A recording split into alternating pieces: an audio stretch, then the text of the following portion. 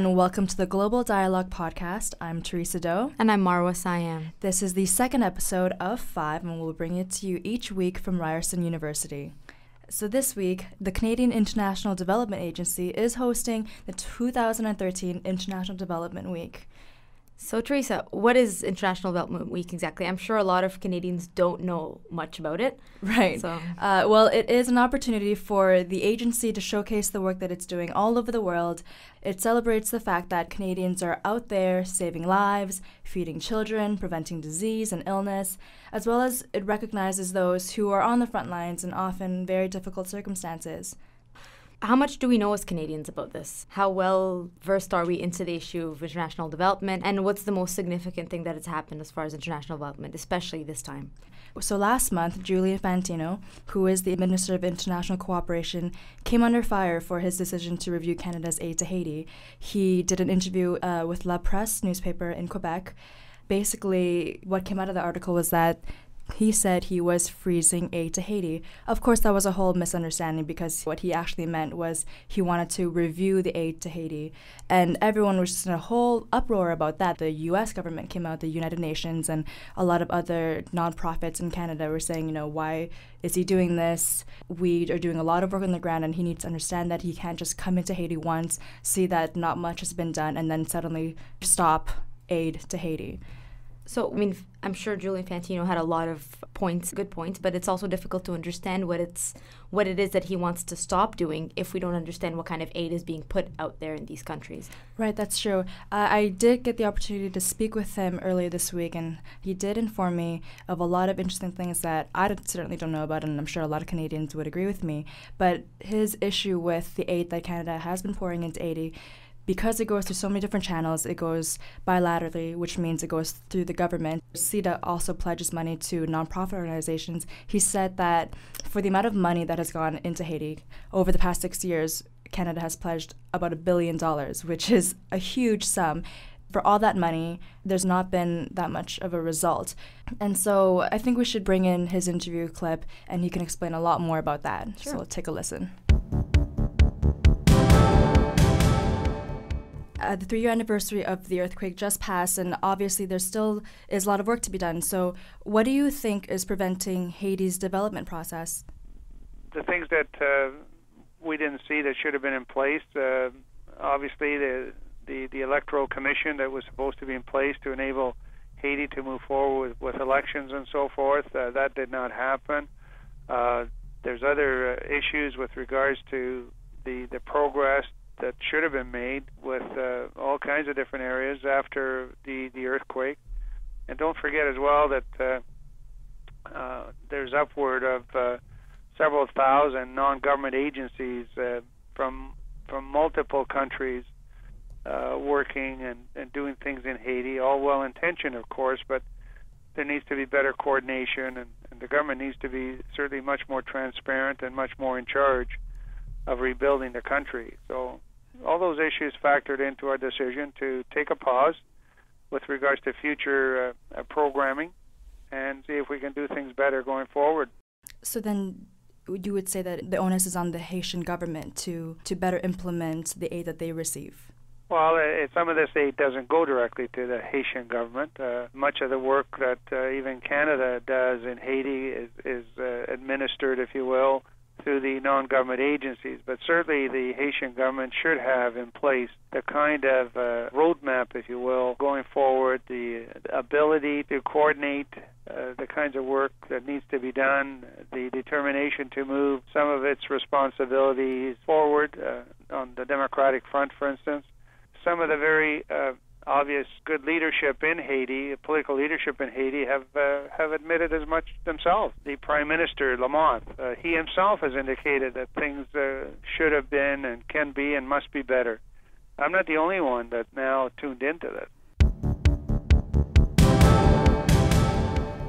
Wow, so Julian Fantino had a lot of really good points. Well, every government should be held accountable for the role they play in terms of foreign aid.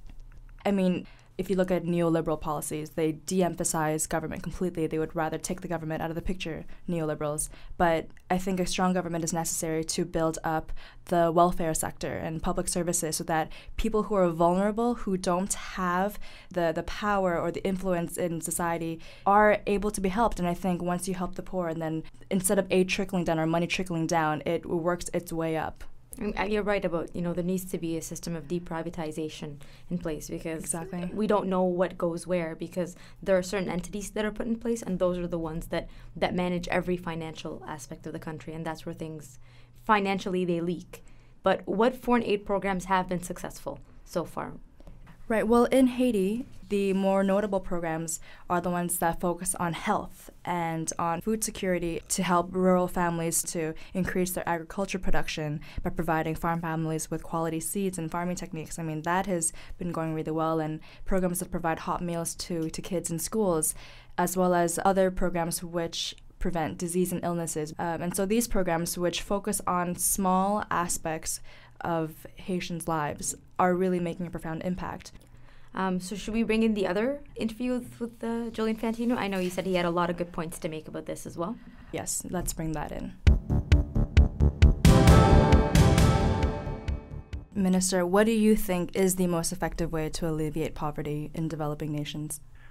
To strengthen individuals, families, communities, and countries, certainly, to be more resilient and self-sufficient over the long term. CETA is not a charity. Canadian goodness and generosity, albeit humanitarian aid and humanitarian causes, it's not a charity. We expect to get full value in terms of outcomes from every Canadian nickel that is dedicated to these kinds of initiatives. It's a very interesting way for the Canadian Aid Agency to talk about helping people and helping individuals and families, as opposed to just working from the top down without any idea of what people on the bottom really need.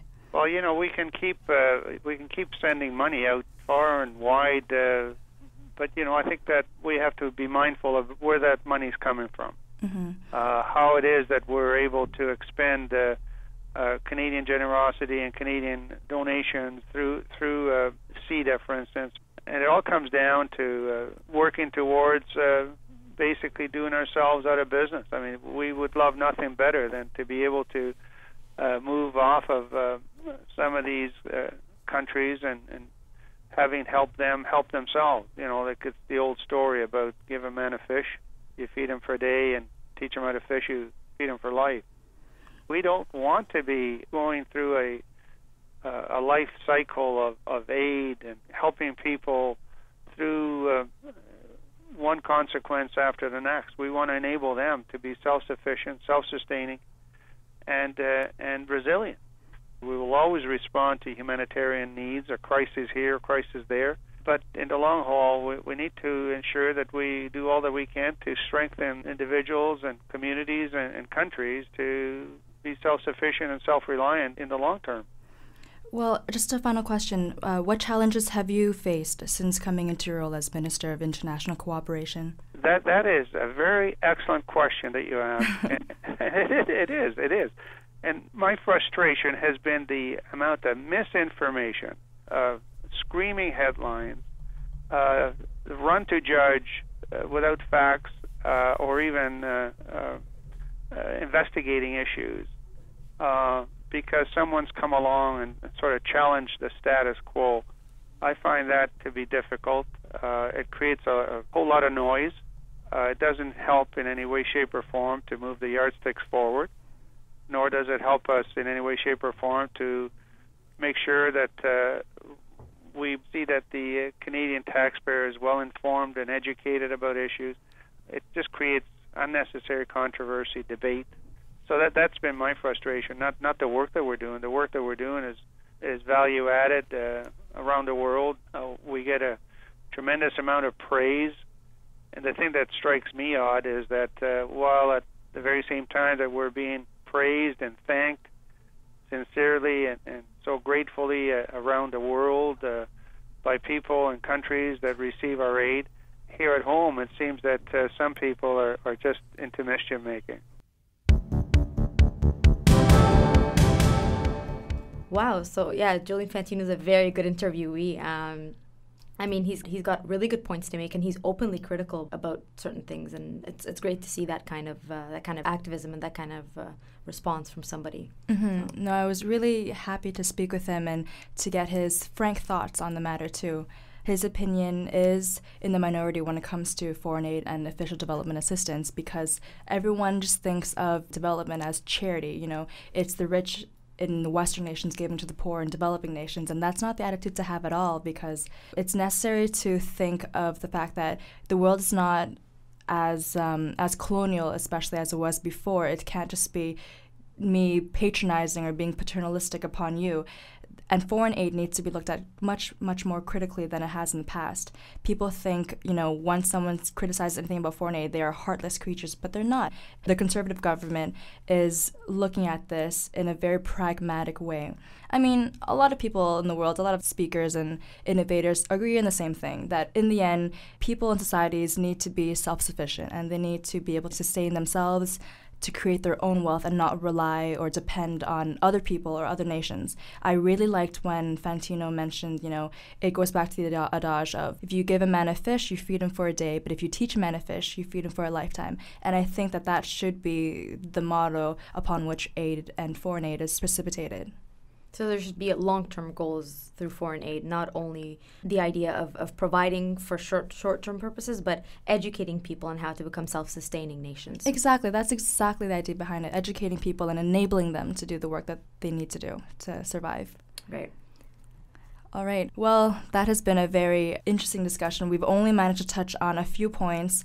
There is a lot more that goes into international development and foreign aid. But thank you for joining us today as we try to work our way through it. Through one of very dense subjects. Yes. So it's been really great, and thank you very much for listening. Mm-hmm. We'll talk to you next time. Yep. I'm Theresa. And I'm Marwa Siam. This is the Global Dialogue Podcast.